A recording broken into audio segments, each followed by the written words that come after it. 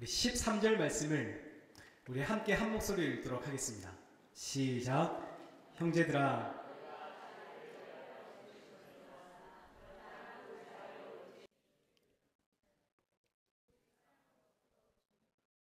아멘.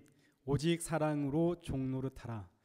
자유를 위하여 부르심을 입었으나 그 자유로 육체의 기회를 삼지 말고 오직 사랑으로 서로 종노릇하라.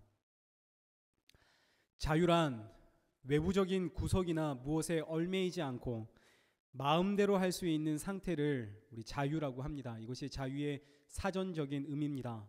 구석이나 얽매이지 않고 마음대로 할 수 있는 상태. 그러나 세상엔, 그리고 성경에도 이런 자유란 없습니다. 회사에 취직을 했는데 내 마음대로 출근하고 내 마음대로 퇴근할 수 있는 그런 자유가 있습니까? 그런 자유는 없죠. 회사의 법을 지켜야 합니다. 학생들, 내가 학교 가고 싶을 때 가고 오고 싶을 때 오고 방학하고 싶을 때 방학하는 그런 자유 있나요? 그런 자유 없죠. 학생들은 학교의 시간, 법을 지켜야 됩니다. 가정에서 부모가 말 안 듣는 자녀 때리는 자유 있습니까? 없죠. 법으로 막고 있습니다. 길에 지나가는 사람 묻지마 폭행 할 수 있습니까? 없죠. 그런 자유는 없습니다. 그래서 자유란 언제나 법 안에서의 자유입니다. 법이 없는 자유라는 것은 세상에 존재하지 않습니다.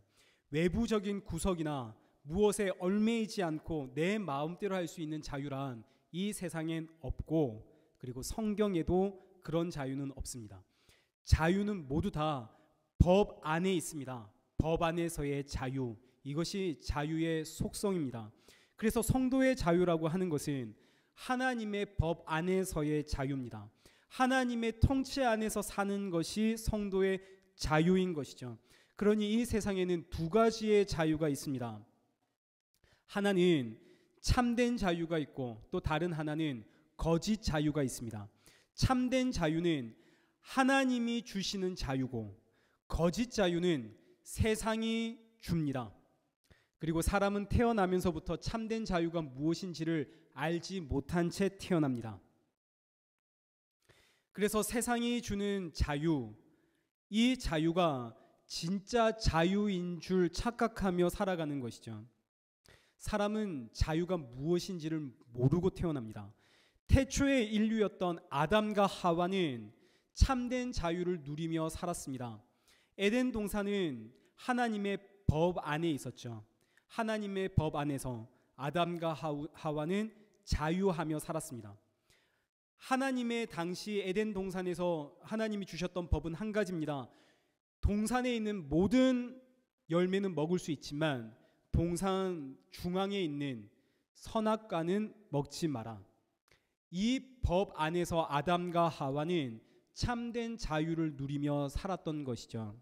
그런데 어느 날 뱀의 유혹으로 인해서 지금 내가 누리고 있는 이 자유가 참된 자유가 아니구나라는 유혹을 받게 됩니다. 왜요? 나는 적어도 이 선악과만큼은 먹을 수 없으니까. 그래서 나는 참된 자유가 없구나. 하나님은 그야말로 자유하신데 나는 선악과를 먹을 수 없는, 자유하지 못하는 존재이구나. 자유를 빼앗긴 것처럼 느껴졌습니다. 이때 뱀이 결정타를 날리죠. 선악과를 먹으면 너도 하나님처럼 된다. 너도 하나님처럼 자유하게 된다.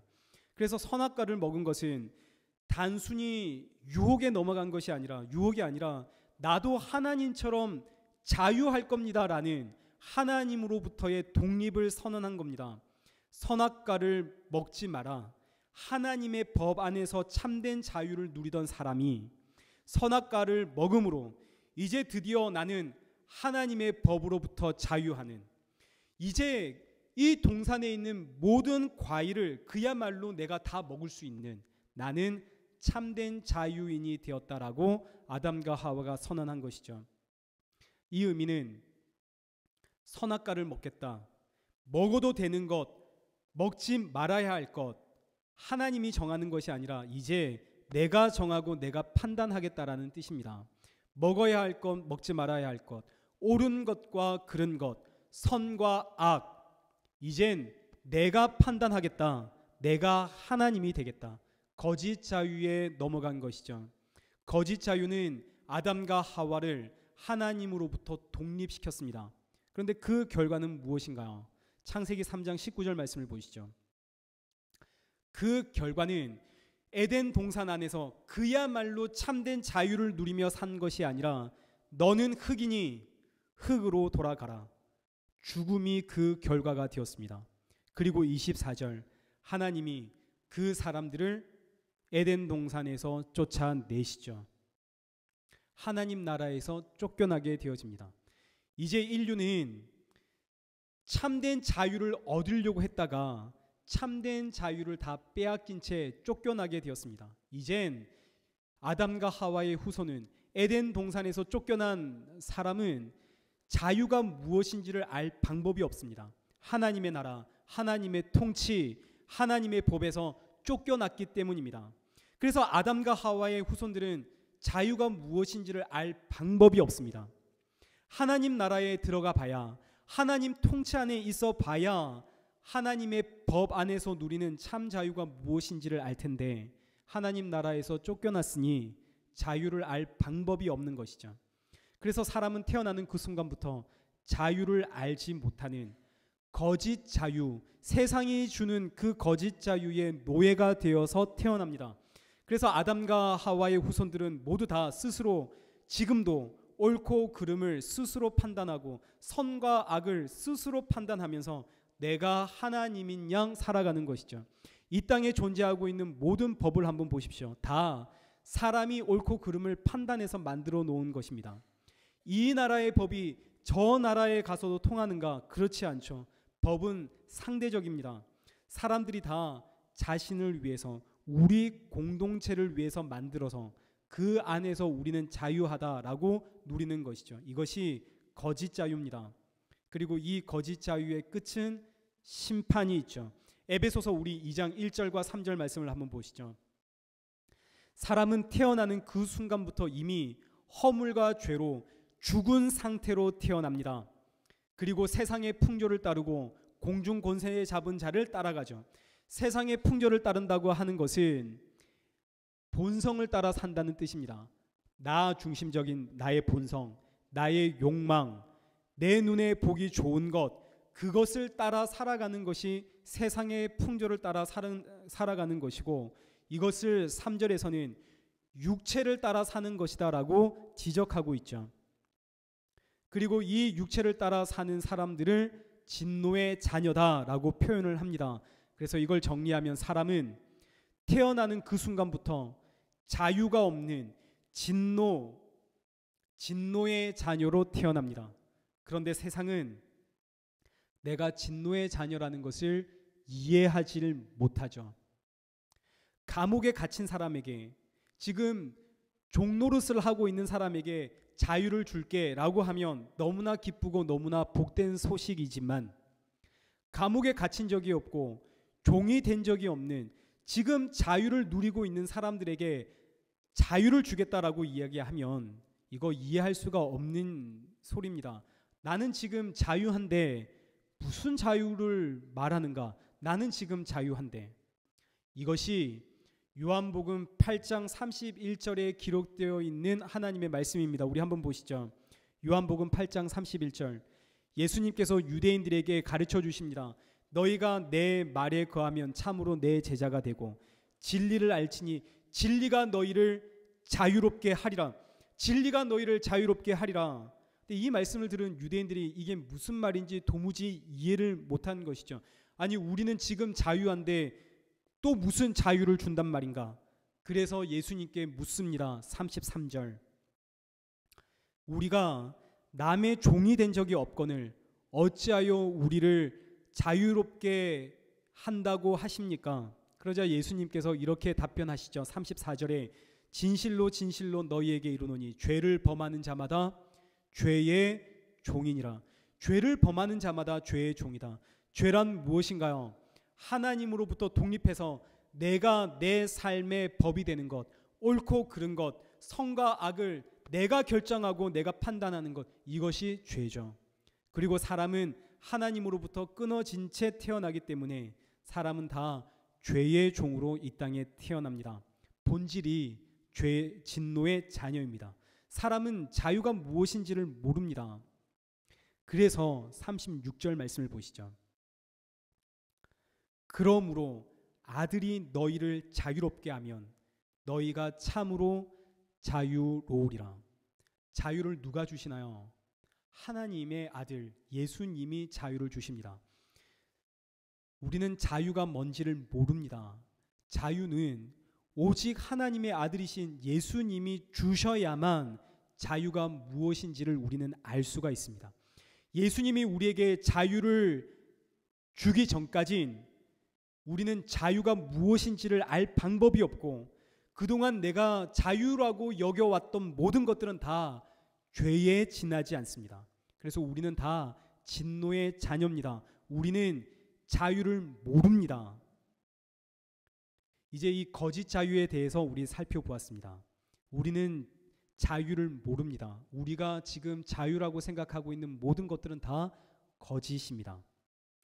예수님을 믿기 전엔 우리에겐 자유란 없습니다. 자유는 오직 예수 그리스도를 믿는 자에게만 생기는 하나님의 은혜입니다. 오직 하나님의 아들이신 예수님이 우리에게 참 자유를 주십니다. 그러면 이제 참 자유란 무엇인가? 오늘 저와 여러분은 다 예수님을 통해서 자유를 받았습니다. 참 자유를 받았죠. 근데 문제는 참 자유가 무엇을 의미하는지는 우리가 잘 이해하지를 못하고 있습니다. 그래서 여전히 세상의 거짓 자유와 예수님이 주시는 참 자유를 혼동하고 있습니다.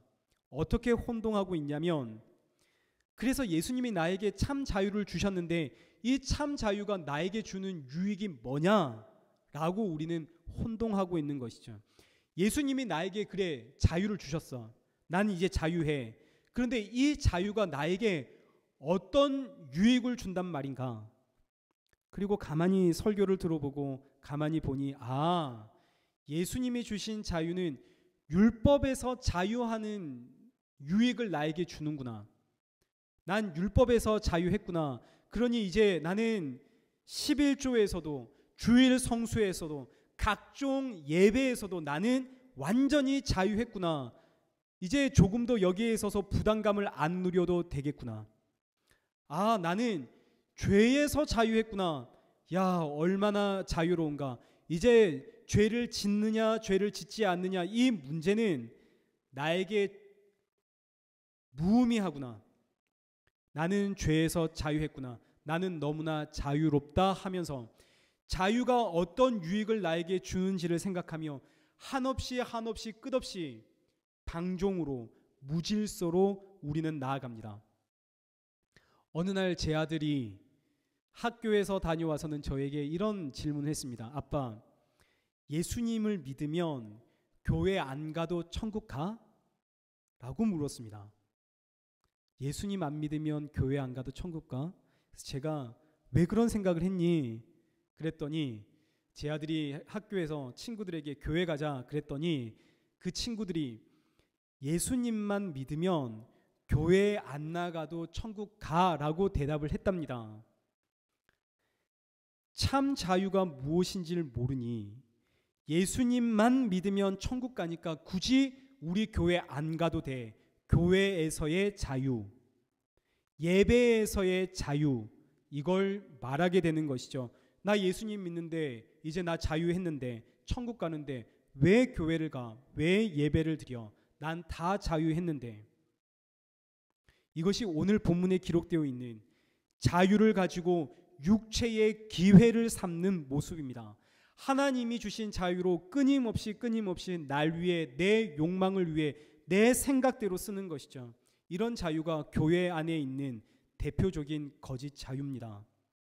하나님이 주신 자유, 이 자유가 나에게 어떤 유익이 있는가, 이걸 생각하면 우리는 절대로 예수님이 나에게 주신 그 자유가 무엇을 의미하는지 우리 알 방법이 없습니다. 성경이 성도의 자유에 대해서 말을 할 땐 이 자유가 성도에게 어떤 유익을 주는가, 이걸 이야기하지 않습니다. 이 자유로 나는 무엇을 얻나, 이 자유로 나는 무엇을 누리나, 이 자유가 나에게 어떤 유익을 주는가, 성경은 이걸 이야기하지 않고 하나님이 왜 이 자유로 나를 부르셨는가, 왜 나에게 이 자유를 주셨고 왜 나를 자유로 부르셨는가, 여기로 성경은 우리를 끌고 갑니다.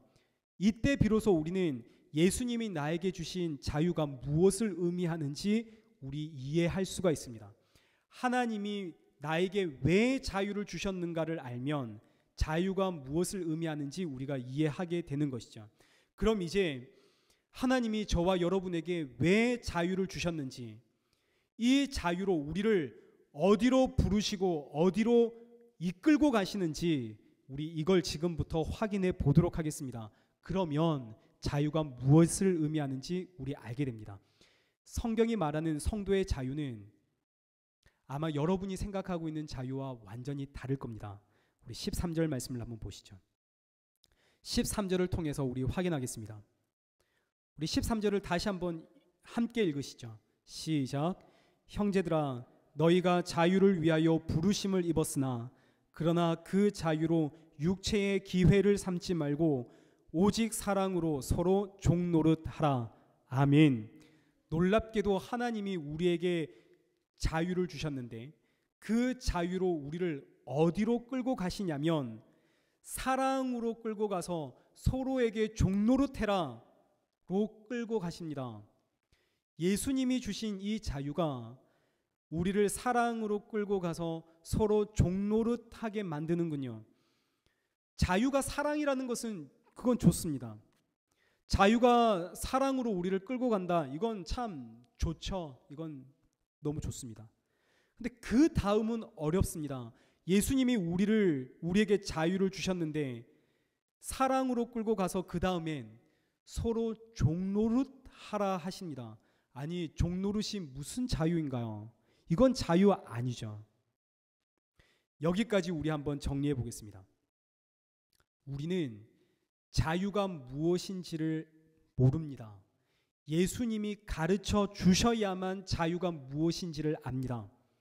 그리고 예수님께서 우리에게 가르쳐 주시는 자유란 서로에게 종노릇하는 것이다 라고 우리에게 알려주십니다. 우리가 생각하는 자유와 완전히 다른 것이죠. 우리가 생각하는 자유는 율법에서의 자유, 죄에서의 자유, 참 우리 자유롭네 라고 생각을 하는데, 성경이 가르치고 오늘 예수님께서 우리에게 가르쳐 주시는 자유는 그런 자유가 아닙니다. 예수님이 가르쳐 주시는 자유는 서로에게 종노릇하는 것, 이것이 자유다라고 우리에게 알려주십니다. 그래서 우리 빌립보서 2장 5절의 말씀을 함께 보시죠. 너희 안에 이 마음을 품으라. 곧 그리스도 예수의 마음이니 그는 근본 하나님의 본체시나 하나님과 동등됨을 취할 것으로 여기지 아니하시고 오히려 자기를 비워 종의 형체를 가지사 사람들과 같이 되셨고 사람의 모양으로 나타나사 자기를 낮추시고 죽기까지 복종하셨으니 곧 십자가에 죽으심이라. 이제 예수님의 자유를 보시죠. 예수님의 자유는 하늘 보좌 영광을 버리시고 종의 형체를 가진 것, 그래서 사람들에게 나와 종노릇한 것, 이것이 예수님의 자유입니다. 그래서 사도 바울이 오늘 우리에게 이렇게 외치죠. 너희 안에 이 마음을 품어라. 예수 그리스도의 마음이니 자기를 비워 종의 형체를 가지사 사람과 같이 되셨고 사람의 모양으로 나타나서 자기를 낮추시고 죽기까지 복종하셨으니 곧 십자가에서 죽으심이라. 이것이 예수님이 오늘 저와 여러분에게 가르쳐 주시는 자유입니다. 자유는 서로에게 종노릇하는 것, 이것이 자유라는 것이죠. 예수님이 종이 되셨던 것처럼, 그래서 예수님이 십자가에 죽으셨던 것처럼 성도의 자유는 서로를 위해 종노릇하며 십자가에서 나를 죽이는 것, 이것이 성도의 자유다라고 이야기를 하십니다. 결정하신 것이죠. 이거 못 박은 겁니다. 다른 자유는 없다. 성도의 자유란 서로를 위해서 종노릇하는 것이 자유다. 다른 것을 자유라고 생각하지 마라. 예수님께서, 하나님께서, 성경이 못을 박았습니다. 우리에게 다른 자유란 없습니다. 자유란 서로에게 종노릇하는 것이 자유입니다. 사도 바울 태어나면서부터 자유인으로 태어났습니다. 유대인으로 태어났고 로마 시민으로 태어난 것이죠. 나는 자유하다라고 살았는데 예수 그리스도를 만난 후에 내가 누리고 있었던 이 자유는 자유가 아니구나, 이건 죄구나 라는 것을 알게 되었습니다. 참된 자유가 무엇인지를 사도 바울이 알자 사도 바울이 이렇게 고백을 하죠. 고린도전서 9장 19절. 내가 모든 사람에게 자유로우나 스스로 모든 사람에게 종이 된 것은 더 많은 사람을 얻고자 함이라. 사도 바울이 내가 자유인으로 태어났지만 이 자유는 진짜 자유가 아니라 죄에 지나지 않았고 예수님이 나에게 주신 참된 자유가 무엇인지를 알자 사도 바울은 나는 종이 되겠다고, 나는 모든 사람의 종이라고 고백을 하는 것이죠. 나는 종입니다. 이게 자유입니다. 라고 우리에게 알려줍니다. 예수님의 제자들을 한번 보시죠. 우리 마태복음 20장 20절입니다.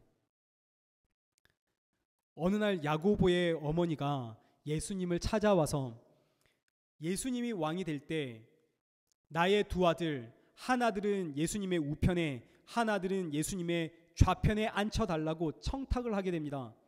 그러자 베드로뿐만 아니라 모든 제자들이 화가 났습니다. 아니 지금까지 누가 충성하고 봉사했는데, 아니 지금 누가 더 나이가 많은데, 아니 누가 먼저 부름을 받았는데, 모두 화가 나서 씩씩거리는 거죠. 제자들 누구도 낮아지려고 종이 되려고 예수님을 따르지 않았습니다. 다 예수님을 통해서 높아지려고 예수님을 따라다녔죠. 자유가 뭔지 모르는 채 예수님을 따라다녔습니다. 그래서 예수님이 제자들에게 자유가 무엇인지를 알려주십니다. 26절 보시죠. 너희 중에 누구든지 크고자 하는 자는 너희를 섬기는 자가 되고 너희 중에 누구든지 으뜸이 되고자 하는 자는 너희의 종이 되어야 하리니. 28절. 자유라고 하는 것은 섬김을 받는 것이 아니라 섬기는 것이 내가 너희들에게 가르쳐주는, 너희들에게 알려주는 자유다. 자유는 종이 되는 것이다. 근데 제자들은 이 자유가 무엇인지 이해하지를 못했습니다. 종이 되는 게 어떻게 자유입니까? 섬기는 것이 어떻게 자유인가요? 그게 어떻게 높아지는 겁니까? 그래서 베드로는 결국 예수님을 부인하고 욕하고 저주하고 도망가죠. 그리고 예수님이 부활하셨습니다. 어느 날 예수님이 베드로 찾아가시죠. 예수님과 베드로가 만났습니다. 그 순간 베드로가 예수님의 십자가 사랑과 그리고 십자가의 자유, 이것이 무엇을 의미하는지 베드로가 깨달았습니다. 그래서 베드로가 이런 고백을 남기게 되죠. 베드로전서 2장 16절. 너희가 자유가 있으나 그 자유로 악을 가리는 데 쓰지 말고 오직 하나님의 종과 같이 되라. 자유는 선과 악을 가리는 것이 아니라 자유는 하나님의 종과 같이, 하나님의 종은 예수님이죠. 예수님처럼 서로에게 종이 되는 것, 이것이 자유다. 그토록 높아지려고 했던 베드로의 고백입니다. 참된 자유는 종이 되는 것이다. 종 노릇하는 것이 자유다. 우리가 생각하는 자유와 완전히 다른 자유입니다. 오늘 예수님께서 우리에게 분명하고 정확하게 알려주십니다. 성도의 자유는 난 이제 여기서 자유해, 난 이거의 자유해가 아니라 종 노릇하는 것이 자유입니다. 그러면 이제 여기서부터 문제죠. 누가 종 노릇하고 싶겠습니까? 아무리 예수님이 이 땅에 종으로 오셨다 하더라도, 종으로 오셔서 오늘 나를 섬겼다 하더라도, 그것이 자유라고 가르쳐 주셨다 하더라도 누가 종 노릇하고 싶겠습니까? 세상의 풍습에 너무나 익숙한 우리는 누군가의 종이 되는 것, 그것도 자발적으로 종이 되어서 종 노릇하는 것, 일단 내 자존심이 용납하지 못하고, 그리고 우리는 누군가의 종이 되어서 섬길 만한 실력이 우리 안에는 없습니다. 이건 내가 예수님을 믿는 것과도 상관없고 예수님이 날 위해 십자가에 죽으셨다는 그 사실과도 상관없이 그동안 내가 살아왔던 삶이, 그리고 나의 환경이, 그리고 나의 인격이 이것을 거부합니다. 종노릇해야 하는 것 알아도 참 자유가 서로에게 종노릇이라는 것을 우리가 알아도 실천할 만한 능력이 우리에겐 없는 것이죠. 어느 누가 종노릇하고 싶겠습니까? 내 힘으로, 내 능력으로, 내 실력으로 절대로 못하는 것이 종노릇하는 것입니다. 오늘 제가 이 강대상에서 여러분에게 소리 높여, 여러분 성도는 서로에게 종노릇해야 됩니다. 이것이 예수님이 가르쳐 주시는 참된 자유입니다. 아무리 제가 소리 높여 외쳐도 우리는 종노릇 못합니다. 못하죠. 그런 실력 우리에게 없습니다. 미운 사람 찾아가서 종노릇 그거 못합니다. 내 자존심이 허락하지 못하고, 내 체면이 허락하지 못하고, 내 명예와 내 영광, 내 자랑이 이 모든 것을 막습니다. 내가 대체 뭐가 부족해서 저 사람에게 종노릇해야 되나? 내가 대체 뭐가 모자라서 저 사람에게 고개를 숙여야 하고 저 사람을 섬겨야 하는가? 나는 절대로 못하죠. 그런데 16절 말씀 보시죠. 성령을 따라 행해라. 나는 못하는데 성령님이 하십니다. 그래서 성령을 따라 행하라 하시죠.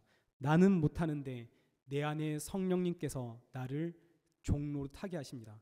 이것을 고린도후서 5장 13절과 14절은 이렇게 표현하고 있습니다. 우리가 만일 미쳤어도 하나님을 위한 것이요 정신이 온전하여도 너희를 위한 것이니 그리스도의 사랑이 우리를 강권하시는도다.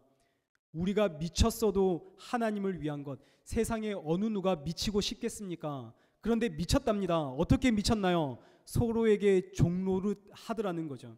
나는 너의 종이야. 미친 거죠. 누가 이렇게 미치고 싶겠습니까? 그런데 이렇게 미치도록 만든답니다. 뭐가요? 하나님의 사랑이요. 하나님의 사랑이 우리를 강권하시는도다. 강권하다, 밀어붙인다는 뜻입니다. 하나님의 사랑이 나를 미치도록, 나를 서로에게 종노릇 하도록 하나님이 나를 밀어붙이니, 사랑이 나를 밀어붙이니 종노릇 할 수밖에 없더라. 이것이 성도의 자유입니다. 하나님이 우리에게 주신 사랑의 역할입니다. 사랑은 애틋한 뭔가 감동이 있고 눈물이 흐르는 것이 아닙니다. 사랑은 우리를 밀어붙입니다. 어디로요? 종노릇으로요. 그래서 성도의 자유란 우리가 원하지 않는 자유입니다. 성도의 자유는 강제적입니다. 나는 원하지 않는데, 나는 종이 되고 싶지 않은데, 그런데 밀어붙이는 것, 이것이 성도의 자유입니다. 그래서 이것은 내 실력, 내 능력으로 되는 것이 아니라 성령님이, 그리스도의 사랑이 밀어붙여서 종노릇하게 만드는 것이죠. 이것이 오늘 우리의 자유입니다. 그래서 우리 다시 본문 13절 말씀을 보시죠. 오직 사랑으로 종노릇해라. 여기서 사랑이란 어떤 십자가의 애틋한 사랑, 고결한 사랑, 십자가의 그 감동적인 사랑을 의미하는 것이 아니라 일방적으로 나를 밀어붙이는 사랑입니다. 강권하는 사랑. 그래서 참된 자유는 하나님의 사랑이 나를 밀어붙여서 종노릇하게 만드는 것, 이것이 성도의 자유입니다. 14절.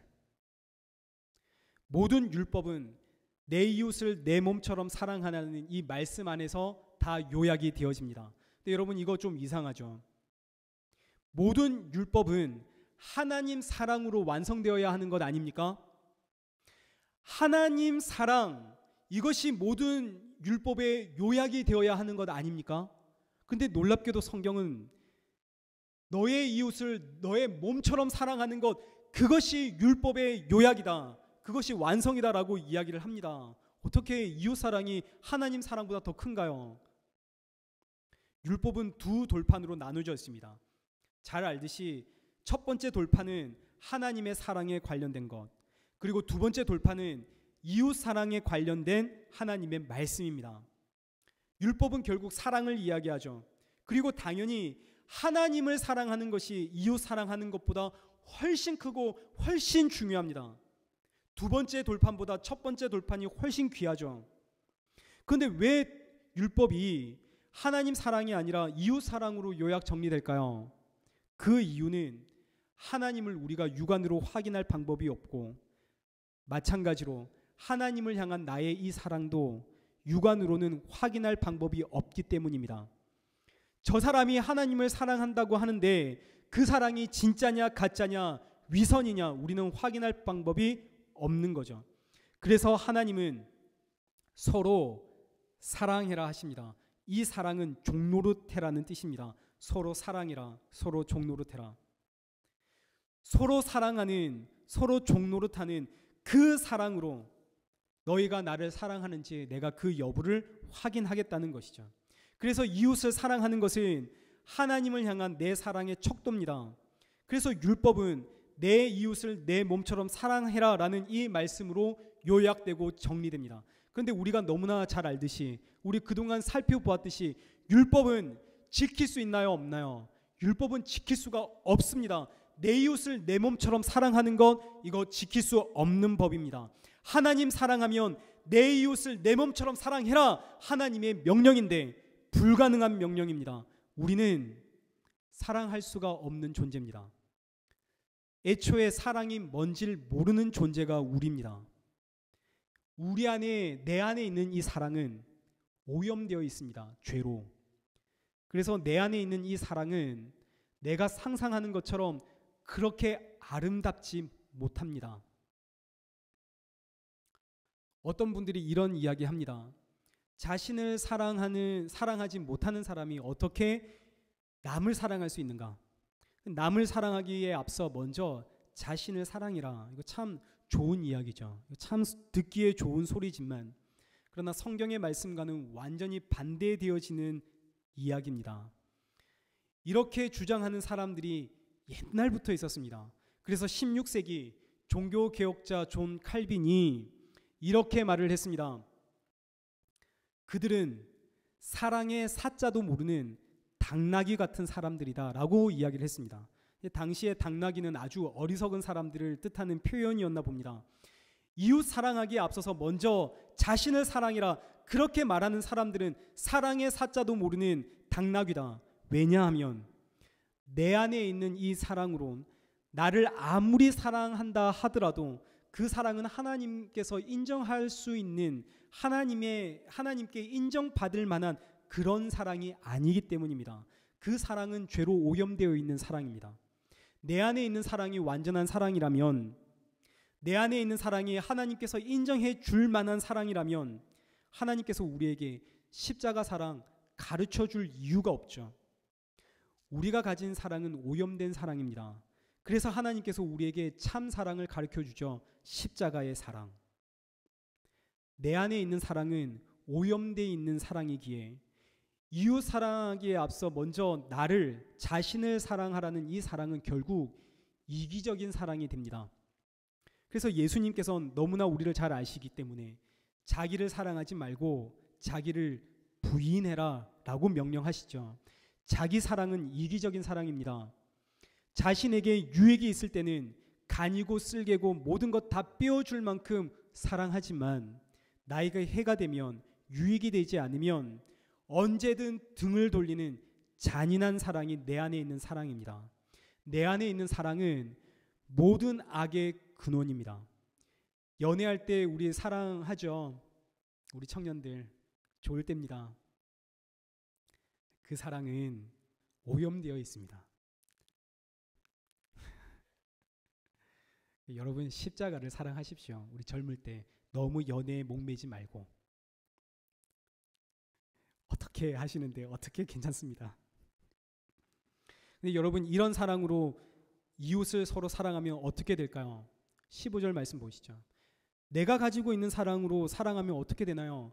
서로 물고 먹어서 피차 멸망할 뿐입니다. 내 안에 있는 사랑으로는 절대로 이웃 사랑할 수 없죠. 그래서 하나님께서 예수님의 십자가의 사랑을 우리 안에 보여주셨고 우리 안에 그 십자가의 사랑을 넣어주셨습니다. 이제 성도는 내 안에 있는 사랑이 아니라 예수님께서 넣어주신 그 십자가의 사랑으로 이웃을 사랑합니다. 어떻게 사랑하나요? 서로 종노릇 하는 것이죠. 이것이 성도의 자유입니다. 십자가의 사랑, 그리스도의 사랑이 종노릇 하도록 나를 밀어붙입니다.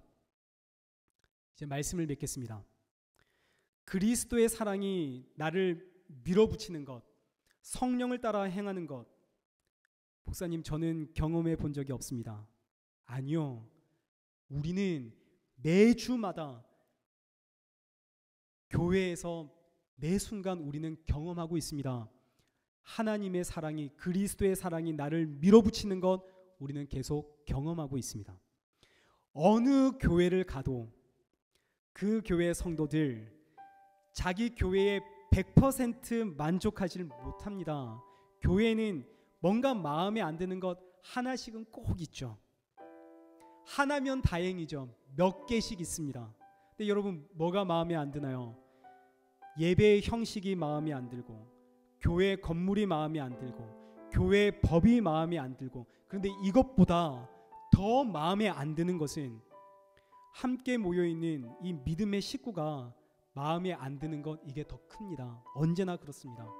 목사님을 봤더니 목사님의 음성이, 목사님의 억양이, 목사님의 태도가 그게 마음에 안 들고, 교회에 왔더니 장로님, 권사님, 집사님 여러 가지 이유로 내 마음에 안 드는 것이 더 큽니다. 그래서 항상 의문을 가지죠. 참, 저분은 왜 교회 나올까? 우리 교회에 안 와도 될 텐데. 근데 그분들은 늘 교회에 나오시고, 그렇게 불평하고 있는 나도 늘 교회에 나오고 있습니다. 내가 안 나오면 될 텐데 나도 나오면서 저분들 왜 교회에 나오시나 하는 거죠. 세상은 마음에 안 들면 안 나가면 그뿐입니다. 근데 교회는 마음에 안 들어 하면서도 나옵니다. 그러면 이런 생각도 하죠. 교회 규칙을 만들어서 여기에 해당되는 사람은, 여기에 해당되지 않는 사람은 아주 강하게 교회 나오지 마시오. 최소한 교회 나오려면 이런저런 준비는 하시고, 교회에 나오면 이런저런 책임은 지시오. 교회에 나오면 항상 웃고 방긋방긋 서로 보면서 미소를 짓고, 목사님이 설교하면 그 설교에 아멘 좀 하시고. 근데 이런 생각을 하면서도 참 내 마음에 안 드는 것 너무나 많으면서도, 그럼에도 불구하고 우리는 계속 교회에 모입니다. 왜요? 예수님께서 우리를 한 몸으로 부르셨고, 하나님께서 우리를 예수 그리스도의 십자가로 묶어 놓았기 때문입니다. 나는 교회 가기 싫습니다. 교회 마음에 안 듭니다. 목사님 보기 싫습니다. 그런데도 교회 나옵니다. 왜요? 성령을 따라 그리스도의 사랑이 나를 예배의 자리로 밀어붙이기 때문입니다. 우린 매주마다 경험하고 있습니다. 그래서 각자의 자리에서 보이든 보이지 않든, 내 마음에 들든 내 마음에 들지 않든, 우리는 하나님을 위해서 각자의 한 몫을 담당하고 있는 것이죠. 이제 이 다음 단계는 서로 종노릇하는 단계입니다. 마음에 들든 내 마음에 들지 않든 서로에게 종노릇하게 만드는 것, 이제 그리스도의 사랑이 우리를 여기로 밀어붙입니다. 이 단계는 참 무섭습니다. 성경에 기록되어 있는 이 사랑은 TV 드라마에 나오는 남녀 주인공들의 그런 애틋한 사랑이 아니죠. 감동이 있고 눈물인 그런 사랑 아닙니다. 성경의 사랑은, 성경의 자유는 우리를 종노릇하도록 밀어붙이는 사랑이요, 밀어붙이는 자유입니다. 이런 사랑은, 이런 자유는 너무나 두렵고 무섭습니다. 종노릇, 내 마음에 안 드는 사람들에게까지 종노릇하는 것, 내 자존심, 내 체면, 내 명예 용납하지 않습니다. 너무 두렵습니다. 안 하고 싶죠. 근데 놀랍게도 이 안엔 비밀이 있습니다. 세상이 모르는, 세상이 줄 수도 없고 세상이 알 수도 없는 신앙의 비밀, 신앙의 신비가 이 안에 있습니다. 성경 안에 담겨 있는 모든 복이 여기에 담겨 있습니다. 모든 평안과 기쁨과 감사와 즐거움과 희락과 명예와 자존심과 모든 체면이 다 이 안에 숨겨져 있습니다. 그래서 하나님은 이 놀라운 자유의 신비, 이거 경험하라고, 이 놀라운 신앙의 신비를 체험하라고 우리를 밀어붙입니다. 사랑하는 성도 여러분, 우리 서로의 종이 되십시다. 서로 종노릇하면서 하나님께서 우리에게 주시는, 하나님께서 우리에게 준비해 놓으신 그 놀라운 신앙의 신비를 경험하십시다. 어차피 하나님이 우리 밀어붙이십니다. 어차피 나를 자유로 부르신 하나님의 목적이 여기에 있기 때문입니다. 어차피 가야 할 길입니다. 아무리 싫다고 우리가 반항하고 버텨도 결국 가야 됩니다. 버티면 버틸수록 나만 손해고 나만 아프죠. 오늘 이 시간 하나님께서 우리를 한번 미십니다.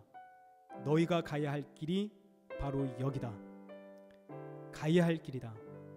어차피 가야 할 길이라면 우리 오늘 기쁨으로 밀려 이 자유의 신비, 이 신앙의 신비를 경험하는 우리 일회교회 성도들 되시길 소원합니다. 그래서 우리 이 한 주 사랑으로 서로 종노릇하는 우리 일회교회 성도들 되십시다.